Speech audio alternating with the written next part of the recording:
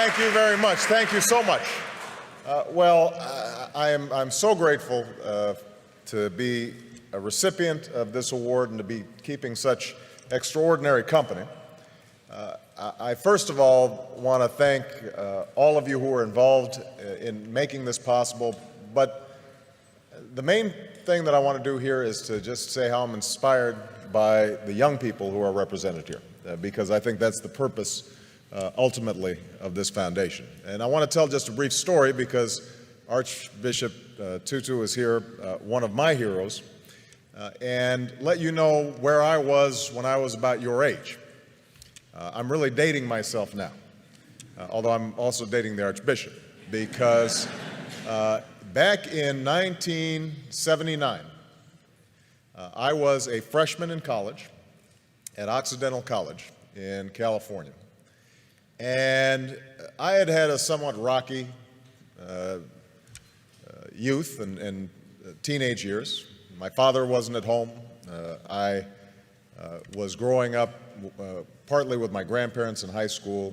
I'd gotten into trouble occasionally, was what my mother called a good time Charlie, meaning I wasn't really serious in terms of my studies, in terms of my work. Had some awareness of the world around me, had some sense of injustice and unfairness, but it wasn't finely honed, it wasn't well developed. And I remember in 1979 arriving as a freshman and doing what freshmen do, trying to figure out what courses are and trying to change your study habits and trying to identify that food in the cafeteria, what it is. And we were visited on campus by a couple of gentlemen from South Africa who were representatives of the ANC in 1979, 1980. And they spoke about their efforts to overcome apartheid. And for about an hour, myself and a group of students listened to these young men who were not much older than we were, describe the extraordinary struggles they were going through, the sacrifices that were being made, people who were enduring jail and torture and beatings because they had a sense that somehow, some way, justice would prevail. And that brief meeting, I think, in some ways changed my life, because what it told me, first of all, was that ordinary people can do extraordinary things when they're given an opportunity. We sometimes think that our leaders have to have fancy degrees or well-educated or some public office somewhere. These young men had none of those things. But what they possessed was an anger over injustice that they were able to channel in a constructive, positive way. And I thought to myself that they gave me some sense of the direction that my life might go.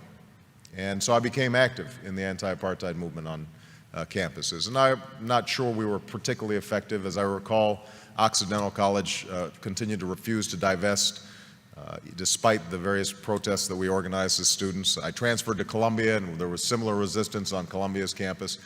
But over time, I like to think that I was part of that mosaic that applied pressure and ultimately helped those in South Africa achieve the extraordinary liberation that I would witness almost 10 years later as a law student. And I remember the image of Nelson Mandela walking out of prison and understanding that a seminal moment in history had occurred and that Mandela's long march towards freedom was not his alone, but was part of thousands of footsteps, of millions of footsteps of people all around the world. And I trace back me getting involved in politics to that moment, because as a consequence of that organizing on a college campus, I became a community organizer. As a consequence of a community organizer, after going back to law school, became a civil rights attorney. As a consequence of being a civil rights attorney, I entered the state legislature, and I now stand before you as a United States Senator and as a candidate for president. And so the primary message I guess I have in receiving this award is that all of you represent enormous potential and enormous possibility for change, because we all know that injustice still exists. It exists here in the United States, in every poor neighborhood, and every inner city, and every rural community, all across the country. There is quiet desperation. Young people's lives are filled with sadness and desperation and anarchy and chaos. And obviously all around the world, we see those same symptoms of hopelessness made manifest in places like Darfur, in places like the Middle East, in places that too often are forgotten about and not written about until they flare up in tragedy. So I hope that all of you who are on the brink of doing extraordinary things decide to channel that talent and that energy and that imagination to figuring out how do you move the process along for a better history. You know, how do you put your shoulder against the wheel and move that boulder up the hill? And I'm absolutely confident that if all of you take up that challenge, the world is waiting for you, ready to be changed. Because I think we live in this moment in history right now where the hunger for change, the hunger for something new, the desire to break out of the ordinary, the self-interested, the petty, the trivial, is everywhere. And they're waiting for you. And so I hope that as you see the recipients of this award, you recognize that it's actually more of a tool to give you a little spark and drive you in the wonderful directions that I hope your lives take in the years to come. So thank you very much. Appreciate it.